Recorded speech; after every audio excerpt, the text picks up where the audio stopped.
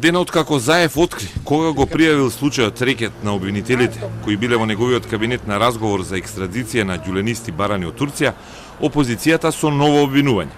Се кријат докази тоа изнесени од Катица Јанева во првото нејзино сведочење во обвинителството додека се уште беше слободна, тврдат од ВМРО ДПМН. Што стоело во изјавата на Катица Јанева пред Вилма Русковски, зошто никој не ја споменува во постапката ова изјава првична на Катица Јанева?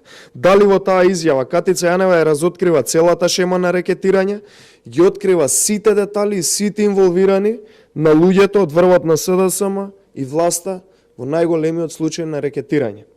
Дали можеби во таа изјава, која Русковска најверојатно ја сокрила од Јоевски, се споменува и Зоран Заев или некој друг од врвот на власта? Од обвинителството за Телма целосно ги негираат тврдењата од Белата палата. Ништо такво не било содржано во исказите на Јанева, вела тотаму.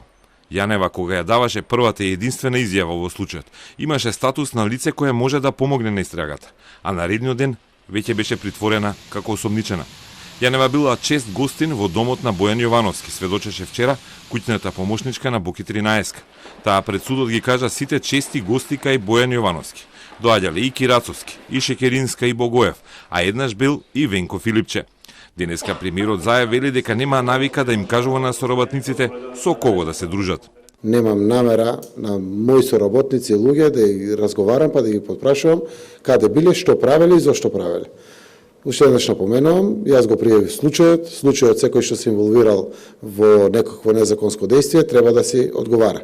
Истрагата е завршена, јавно соопштена. Заев тврди дека се што знаел пријавил за случајот рекет, додека опозицијата ги охрабрува сите што знаат нешто да пријават, бидејќи, како што велат, ако некој се обиде да ја скрие вистината, автоматски станува соучесник во целиот случај.